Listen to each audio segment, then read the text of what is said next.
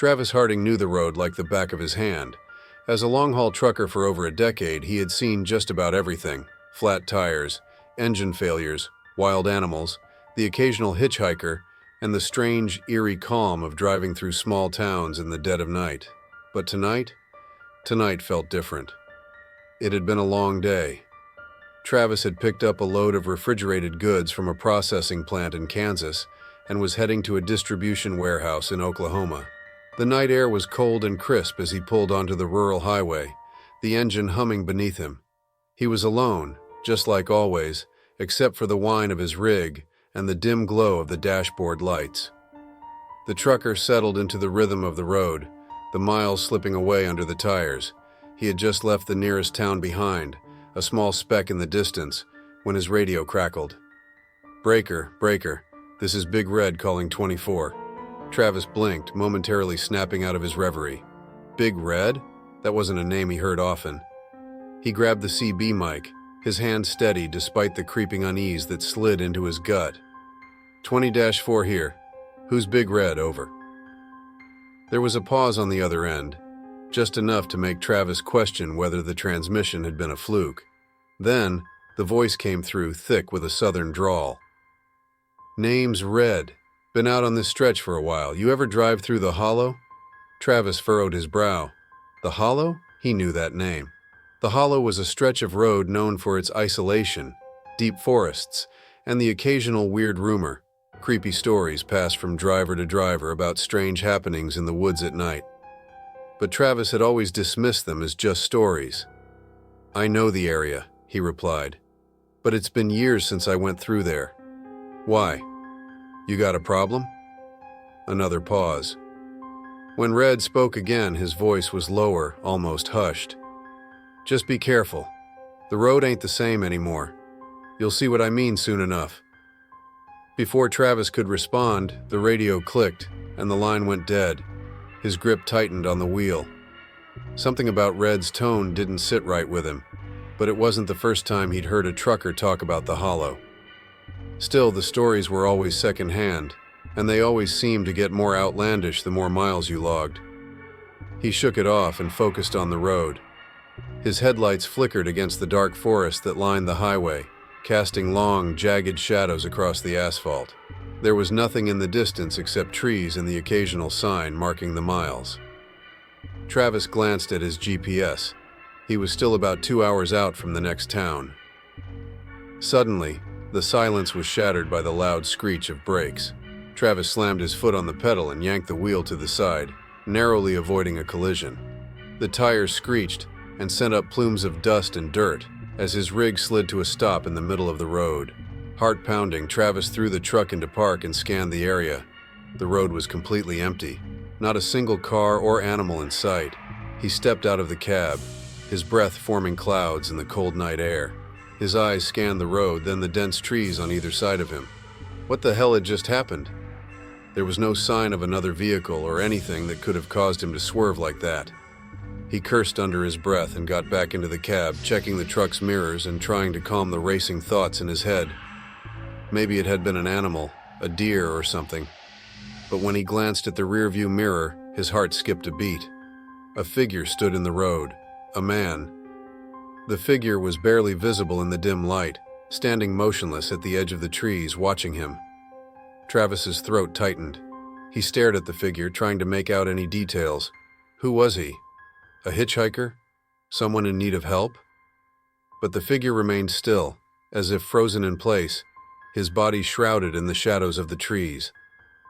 Travis's hand hovered over the CB radio.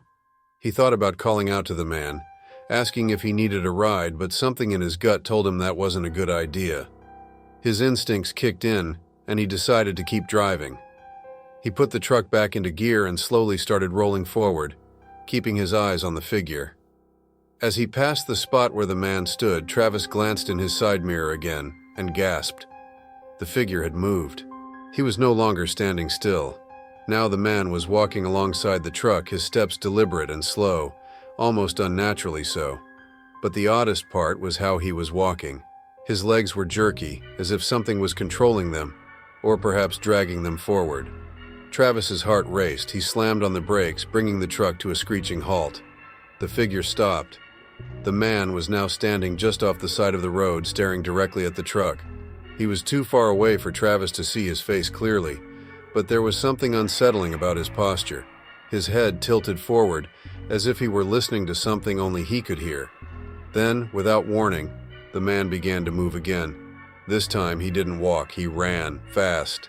His legs stretched unnaturally long, and he sprinted into the woods, disappearing into the blackness.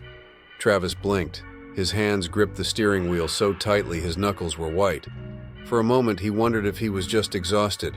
Maybe his mind was playing tricks on him. But deep down he knew he wasn't imagining it. That man was real, and there was something deeply wrong about the way he moved. He took a deep breath, trying to shake the unease that had settled in his chest. He glanced at the GPS again. The hollow was still ahead, and he knew there was no turning back. But now everything felt different, more ominous. The road ahead stretched into the trees, thick with darkness. Travis wasn't sure if he should slow down or keep pushing through. He could feel the weight of the night pressing down on him as he continued driving, the dense forest on both sides swallowing up the headlights. And then something else caught his eye, a flicker. At first it was barely noticeable, a movement in the shadows off the side of the road, just out of reach of the headlights. But then it happened again. This time Travis saw it more clearly, a figure darting in and out of the woods, moving fast. It was too fast to be human, and too erratic to be an animal. His hands tightened on the wheel, and he increased speed, the engine growling as the truck roared forward. He had to get out of this place, had to get away from whatever was stalking him. As the truck sped down the highway, Travis thought he heard something, a sound that didn't belong in the dead of night. A whisper. He turned his head, looking in the rearview mirror. Nothing but darkness, no sign of movement. Then it came again. The whisper. It wasn't in the mirror. It was inside the cab. Travis's heart lurched. He looked around the empty truck, his eyes darting over the dashboard, the passenger seat, every corner of the cab. There was no one else in here, no one but him. He slammed his foot down harder on the accelerator, the truck speeding up, the forest blurring into a dark streak of black. But the whispering didn't stop. In fact, it grew louder. "Turn back," he gasped, looking around again. The voice wasn't coming from the radio nor the CB. It was coming from somewhere inside the truck. He glanced down at the passenger seat. The space next to him was empty. No one was there. But the whispering continued.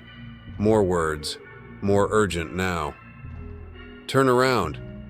Sweat beaded on Travis's forehead. He could feel his breath coming faster, his chest tightening. The whispering was growing louder, now sounding like a chant, as if someone, or something, was urging him to do something. Turn back. He couldn't take it anymore. Travis slammed on the brakes and yanked the wheel to the right, sending the truck skidding off the road and into the forest. The trees scraped along the sides of the rig, branches slapping against the windows. The truck finally came to a stop and everything fell silent. For a moment, Travis just sat there staring into the dark woods, his breathing heavy and erratic. He looked around at the trees closing in around him, the soft hiss of the wind the only sound. That's when he saw it. A figure standing just outside the truck, illuminated by the faint light from the rig's headlights. It was the man from earlier, the one who had run into the woods. But now he wasn't moving. He was just staring. Travis's heart pounded in his chest, his hand gripping the door handle. His mind raced with fear. What was happening? What the hell was this place? And then the figure moved.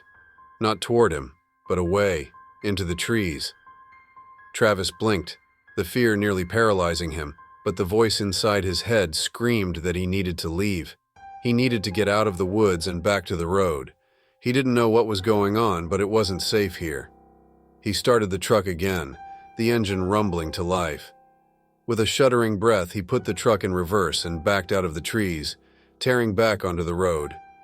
As the road stretched out ahead of him, Travis glanced in the rearview mirror one last time.